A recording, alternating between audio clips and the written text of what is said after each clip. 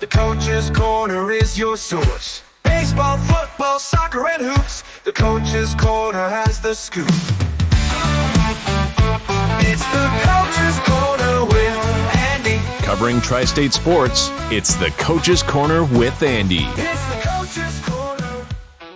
Hey, and welcome back to the Coach's Corner. Andy here. Kevin Murphy with us today, friend of the Coach's Corner. And you've had a pretty successful basketball season with your girls over there at Williamsport. Sadly, you did lose yesterday, ending the season earlier than you, I'm sure, would have liked, and your girls as well, and a lot of the Williamsport Wildcat fans.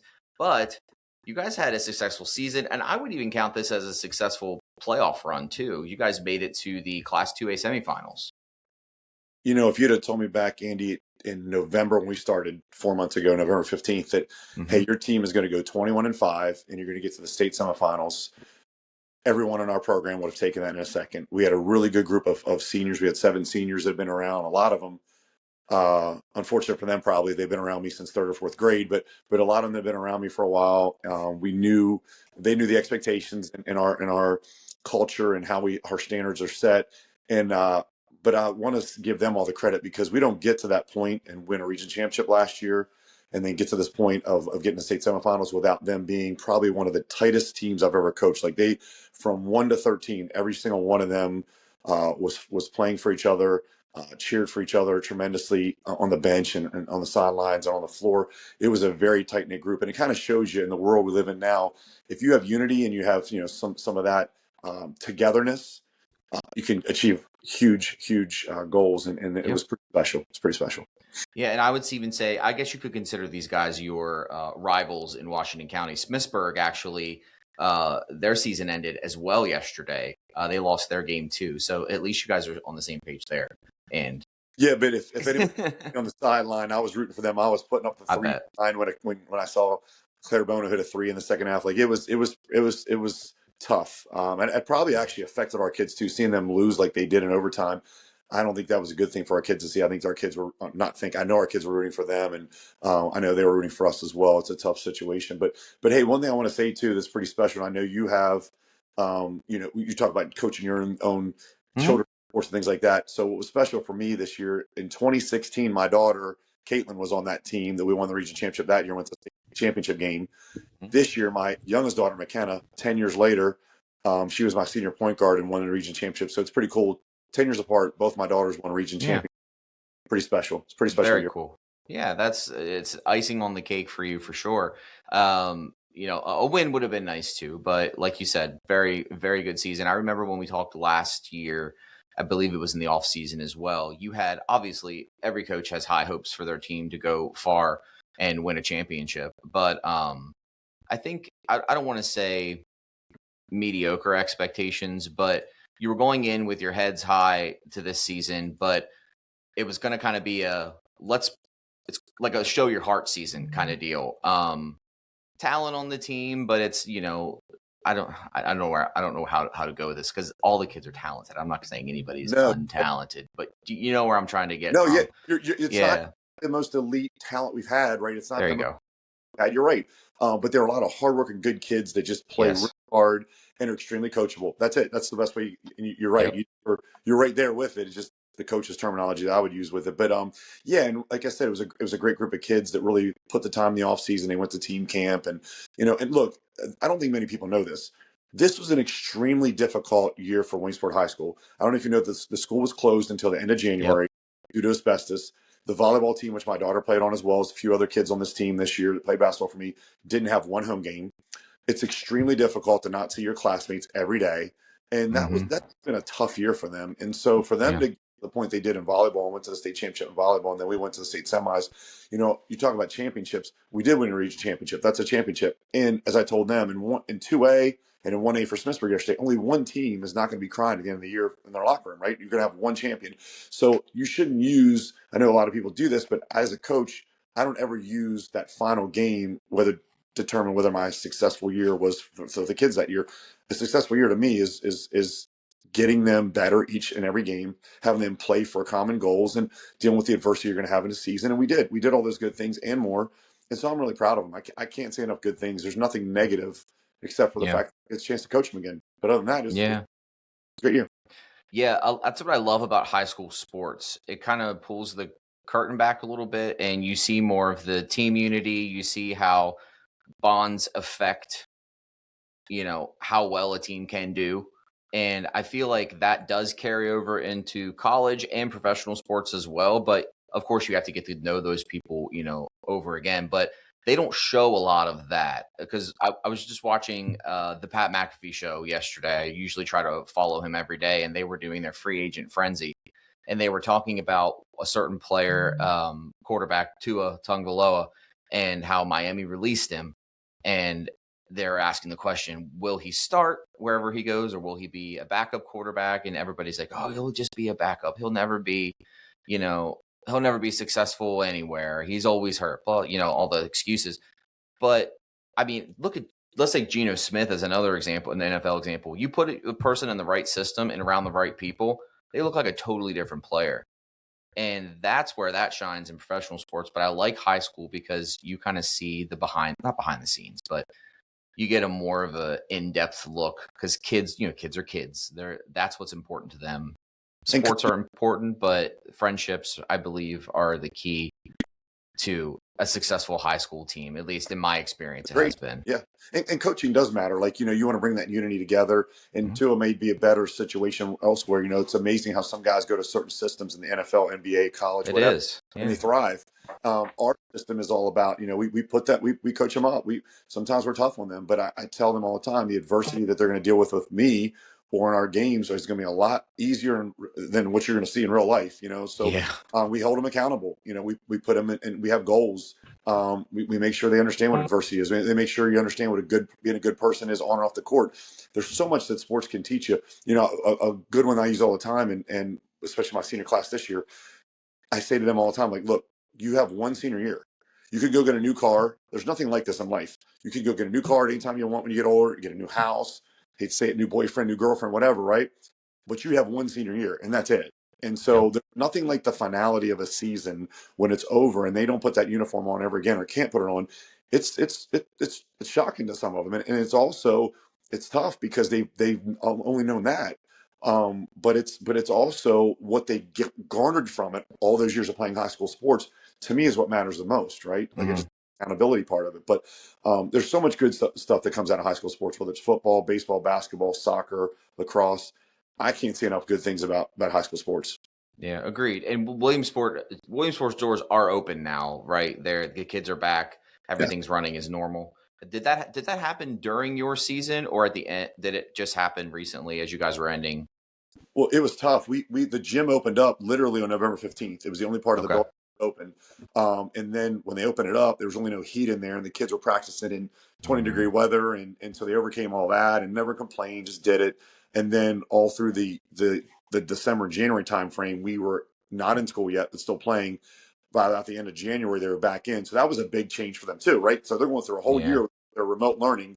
Then they come in January. So then I was worried about February, and guess what happened in February? They all got sick, right? Because everybody's back around each other. So there's a lot of adversity we've dealt with, and the kids more than me, right? Because adults, we handle that, but I really felt bad for the kids, whether it was a wrestler or a football, or not football because they're out of season, but a wrestler or a boys basketball player or indoor track kid. That's tough. But the kids handled it great. I mean, they really did. Yeah, kids are resilient. That's one thing I learned having kids myself. They bounce back. They can bounce back very quickly, especially at that older age where they realize what's going on, but they're kind of just still a kid at heart. So it's just like, oh, whatever. And then as you make that transition into adulthood, it's kind of where the reality is. I agree. Yeah, I agree. Yep, and you learn to just roll with it. You do. Yeah, and it's one of those things. Just not one of those things too, where when you talk about outside factors that you can't really control, that was an outside factor, right? As a coach or as a player, you just got to really, like you said, you just got to roll with it. Yeah. So what was it? What's the plan going into the off season now? How many seniors are you going to have coming back next year? That will be seniors. I should say juniors going into seniors.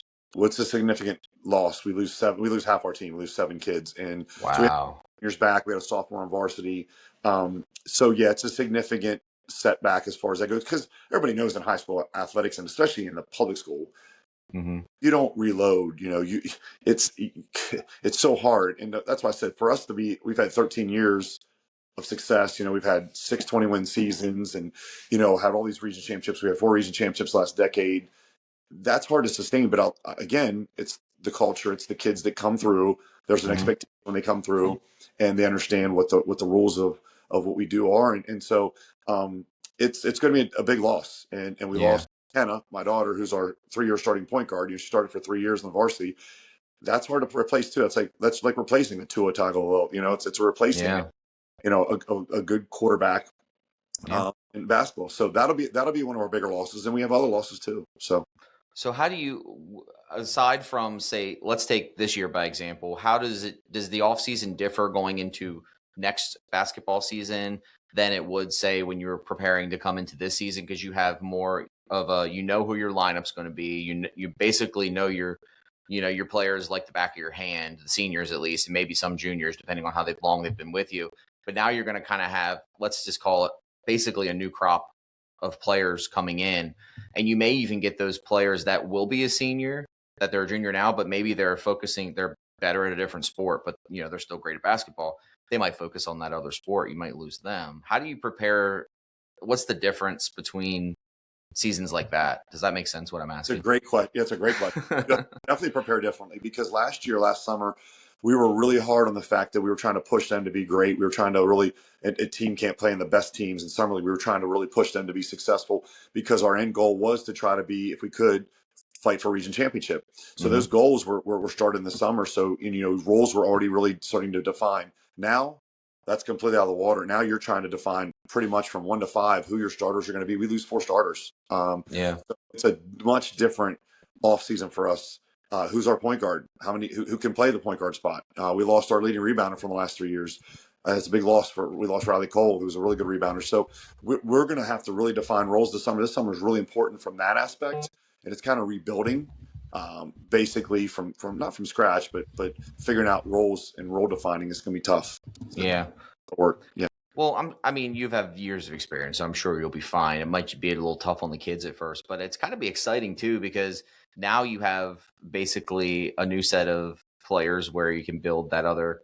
It'll be the same camaraderie, but it'll kind of be a little bit different. It'll be their own thing, and again, that's where we go back to how high school sports, I feel like, is so kind of cool, and college can be the same way, I guess. Technically, it gets a little more business like, I guess, once you get to college, depending on what division you're in, and whether NIL is involved, all that stuff nowadays kind of muddies the water a little bit, but you got to take it for what it is. But yeah, I'm excited for you to see what you do next season. I'm sure you'll still be successful. So let's hope so. We'll get it's to the Wildcat way. It's the only way we know. It is.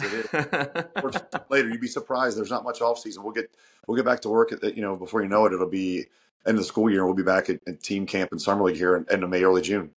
Yeah, yeah. So what's funny is I'm getting ready to start. So like you mentioned earlier, I coach my daughters in soccer, and the main, not to take anything away from my youngest, but the main focus I usually take care of is the older team. My daughter's older. She'll be 7 this year. And a lot of the players that are coming back requested me as a coach. So this team that will be playing this year, some of the kids have, taken a season off and come back because we have a spring and a fall season. But a lot of the kids, most of the kids, except with the exception of one, have played together for at least 2 years. So it's kind of cool when you get out there and there's 7, 8-year-olds passing the ball to one another, and the parents are like, oh, and I feel like last season we had that click moment. It was probably towards the end of the year. We might have had about 2 games left, and we were practicing. And I kept trying to harp on the fact, you can't just expect your teammate to pass you the ball. You have to get open. You have to go to the ball. You have to communicate, say their names. You all know everybody's names by now. Yell their names out. You're screaming their names when you're not playing, so scream it on the field. Like, tell them you're open. And they're out there and they're like, I'm open, so-and-so, I'm open. Yeah. And I'm like, wow. Number one, the kids are listening. Number two, they're being successful. And sometimes they would go out against other teams and it would just be, we never kept score, but if you kept score, it wouldn't look right. It wouldn't look fair. And it was a proud coaching moment for me. And even at that young age, seeing a team building like that is really cool. But I feel like that falls back on the coaching, but it also falls back on the parents, and how much the parents care. But then again, how much the parents care is on the coach as well, because that coach-parent relationship, there's so many factors. We could sit here and talk for hours about that. Keep that up, because a lot of these seniors I had and a lot of the seniors I had last year, we had them since that elementary middle school league. Mm-hmm. I'm telling you, you will see a tremendous difference in them. Yep. They'll grow up through it, and it is a proud coach or proud parent moment. I've told my parents on the teams that have played with me, I said, as long as my daughter, my oldest Braylon, as long as Braylon wants me to coach her, I will coach her if I have the opportunity. If she doesn't want me to do it, I'm not gonna step. She wants to do her own thing. I don't think that'll ever be the case, because she's a daddy's girl. But I don't treat her differently on the field. Trust me, she probably gets the worst of it than any of the other kids. But I said, as long as she'll allow me to coach, and as long as I'm able to, you are always welcome. As long as we can get you on the team, I would love to keep these kids together. So we'll see how it goes. So. But let's shift our focus a little bit here. I do want to talk a little bit about March Madness coming up. I think last year we had touched on the tournament a little bit, and it had already started when we talked last year, because we were further into I think you were just beginning the off season last year. Yeah. When we spoke. Let's talk a little bit about the bubble teams, who we think may miss the tournament, who we think may get in, maybe a couple teams that are like around our area, like your Maryland Terrapins are a big conversation right now. We were talking before we came on here. They had a loss their last game, so they may be out of the tournament. Of course, we won't know till Selection Sunday. We got a couple other bubble teams here, and of course, you have your powerhouses that are going to be in there as well. So my question I want to ask you going into the tournament, who do you think is going to make it into the Final Four? Who do you think is going to come out victorious? Any ideas on that? I think we nailed it last year. If you remember, I think we might even call it the Final Four last year. I think you're right. Florida and Houston, and I said Florida, Houston, and Duke. They were 3 of the 4 Final Four teams. I think there's 5 teams that kind of stand out to me right now. Duke, of course, Michigan, Arizona. Those 3 look pretty good. I would say Florida is on a roll right now, and I would never count out Hurley at UConn. So those 5 teams. Let's see how we look here in about, I guess, Easter weekend is the Final Four. Those 5 I think look legit as far as the best 5 I think in the country. With the NIL, it's just changed so much in a lot of these schools. You're just not seeing the upsets you used to see. You're seeing the power conferences get 10, 11 bids, and so the bubble is not the bubble like it used to be. You're not seeing the smaller schools win those games in the first round. So locally, I think West Virginia is definitely on the bubble. They're going to have to win a game or 2 this week. The Big 12 tournaments this week. Maryland's done. They lost to Iowa, so I think they're done. They have a losing record and everything else. Locally, Virginia, I think they'll probably be like a 4 or 5 seed. Virginia's had a really good year. Virginia VA has. So there's some good local teams, but I still think, like I said, the 5 teams that I mentioned, they'll probably be there at the end. As far as the Final Four, one of those 5 I think will win it. I don't feel 100% confident. I would also not count out Houston. Houston's one of those teams that they defend. They do a lot of good things that keep them in games. They just struggle to score, and they're always there. And Kelvin Sampson's gotten them to the Final Four. They're due to win a national championship. But I just think there's offensively they might not be as good as those other teams. So. Yeah. I'm looking at last year. I actually found the information from last year's Final Four. You're right. Florida, Auburn, Houston, and Duke. And it looks like it was Florida and Houston were in the national championship game. Yep. Yeah, they lost, but oh wow, that was a close game. 65-63. Wow. Yeah. It's funny. It doesn't seem like it was that long ago, but I if you asked me on the street, hey, who was in the Final Four or who was in the championship game last year, I probably wouldn't have been able to tell you. I remember just because I watched it. That's I watch more. Yeah. So you fill out your bracket. Have you done so yet? No. I guess you can't do it until Selection Sunday. Sunday will be here. And and the hard part for me is I watch it, but I don't watch it as closely as I used to because of coaching. I mean, it's impossible with my day job, in the evening coaching. I catch as many games as I can, but it's impossible to keep up with as much as I want to. But knowing what I've watched on weekends, especially when we're off on Saturdays and Sundays, those are the teams I've been watching and seeing that. But the NIL's just changed it so much. I mean, I'm a North Carolina fan. At the beginning of the year when I watched them, I'm like, I don't know that guy. I don't know that. Like 4 or 5 of the starters every year, these teams are coming from somewhere else. It's they might have 1 or 2 freshmen and the rest are coming and you're seeing a lot of overseas. Have you noticed this? I don't know if you noticed it's in college now. The overseas players are taking over, guys that are coming from overseas to play a lot. Yeah. If you watch Illinois, Illinois is a sleeper team. Illinois could go deep in the tournament. Watch their roster. It's a who's who from overseas players. It really is. Which is kind of cool because then they get that opportunity for an education and to play college basketball before they go into the pros if they want to do so. A lot of the pro players that are from overseas play overseas, whatever leagues they have available. So it's kind of cool to see that, is my opinion. I do want to talk a little bit too about yesterday. There was a record set, second highest scoring game. He passed Kobe Bryant, I believe. I think 83 points was the final. Did you see the Bam Adebayo game? Did you, or highlights of it at least? I only saw highlights because we had our game last night. But yeah, that was impressive. My buddy texted me and he said, "Are you watching this game? He's at 77 points." And I was like, "What? Bam? Bam is what?" And it's, of all people, nothing against him. I don't know if he'll ever see this. You're right, but that's not who I would expect to get that point amount. Then I saw, of course, they're playing the Wizards. I was like, okay, team makes sense. And then me and my one buddy were texting back and forth. In fact, it's the guy. He's been on here a few times. We talk football mostly. And he said, why don't they take him out? And I said, well, they're this far into it. Why not let him try to get it? Yeah. You know, obviously he wasn't going to probably get to Wilt Chamberlain's record of, I think it's 100 points, right? Or yeah, is it 100 even? Something like that. Yeah.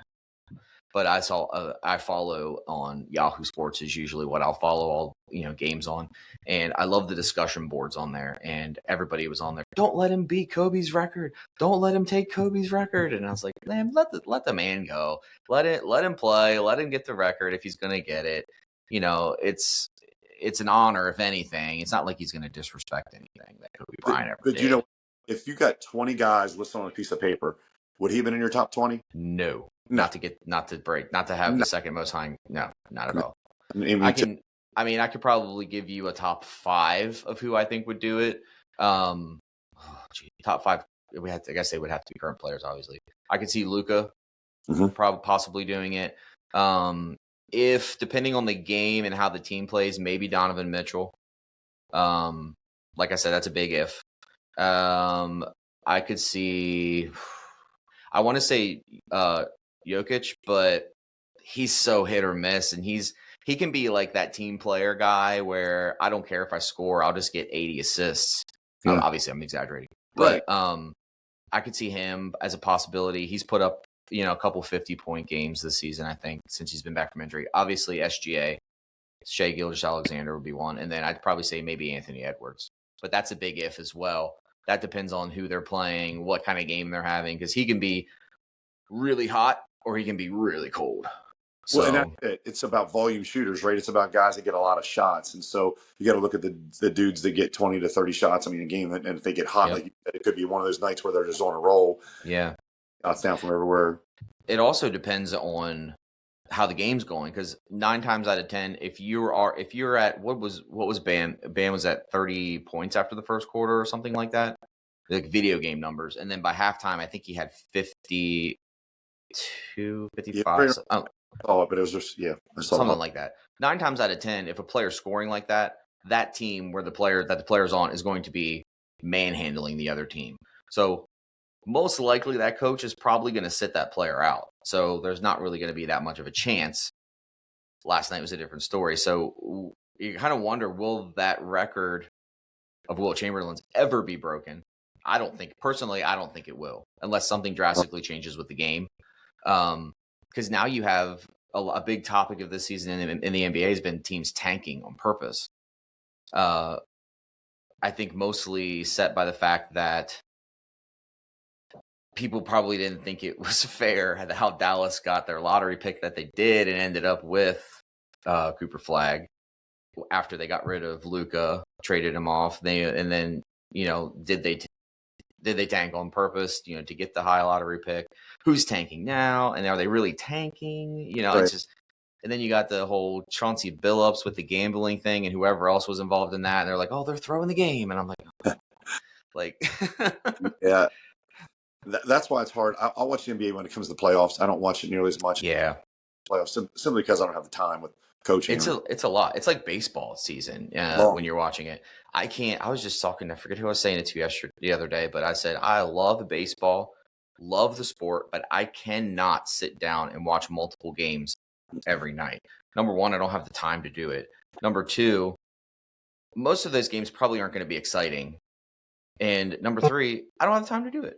Yeah. So like, it's just, I'll catch them every now and then. I'm very much a let's see the scores the next morning kind of guy. Sure. That's exactly what I do. Or I'll rely on, Mr. Pat McAfee, and I'll just watch his show and figure out what happened.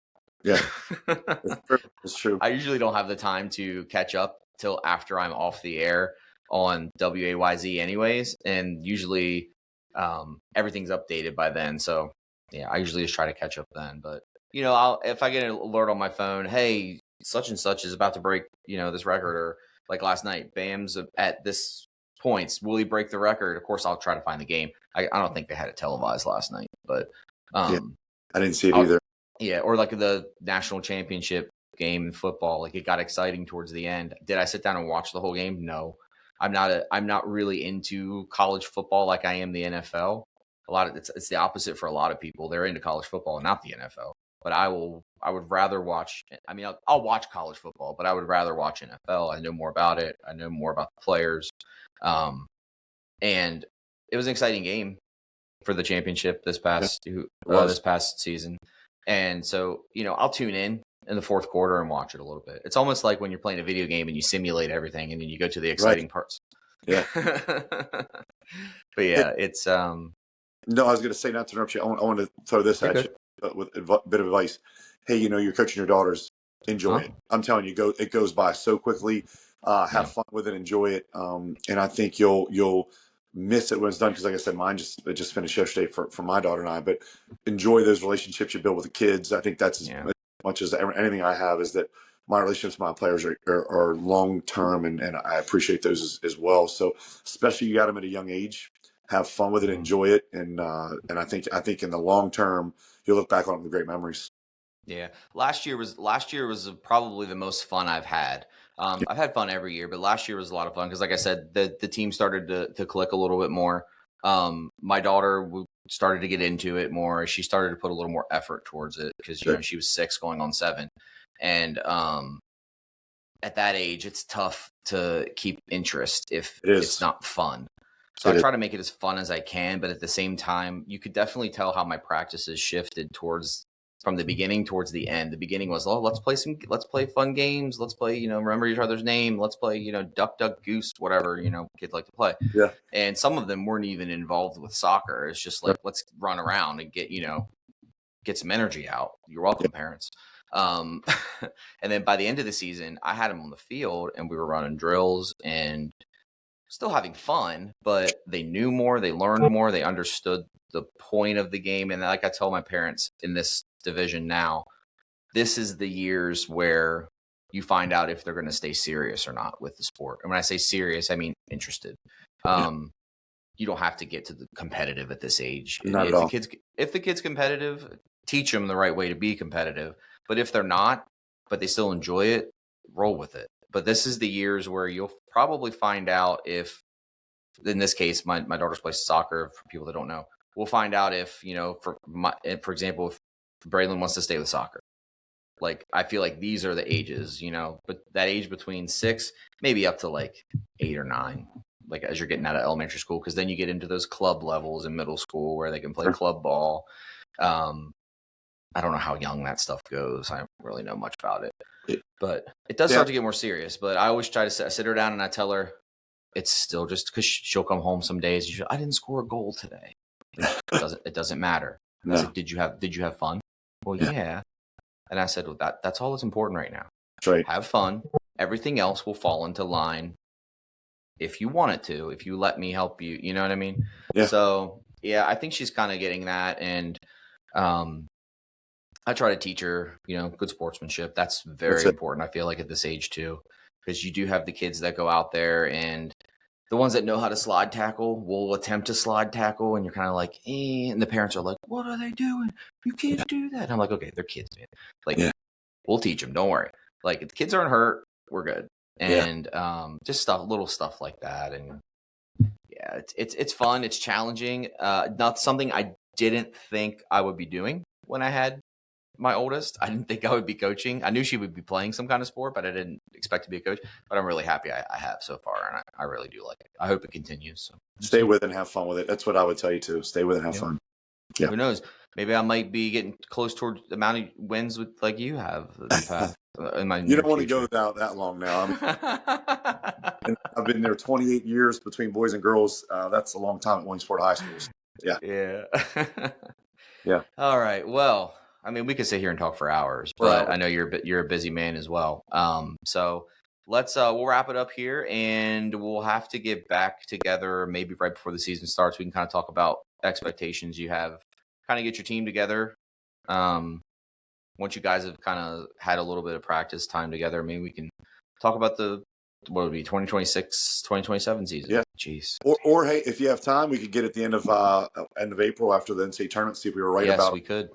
I always have time. Playoffs. Always have time for you. Come on. Yeah. It's going to be here before I got time. Easter here in about 3 weeks. It's quick. It's here. Hey, my birthday's Easter weekend. My birthday's actually the day before Easter this year. So. All right, I'll have to text you. Okay, good. Yeah. Well, so hopefully the team I picked to make it to the championship and wins. Be a nice birthday present. Yes, it will be. Get that $1 million bracket. Thank you for inviting me on. It's always fun chatting with you. Yep, of course. Take it easy. Take care, Andy. Thank you. It's the Coach's Corner with Andy. Covering Tri-State sports, it's the Coach's Corner with Andy. It's the Coach's Corner.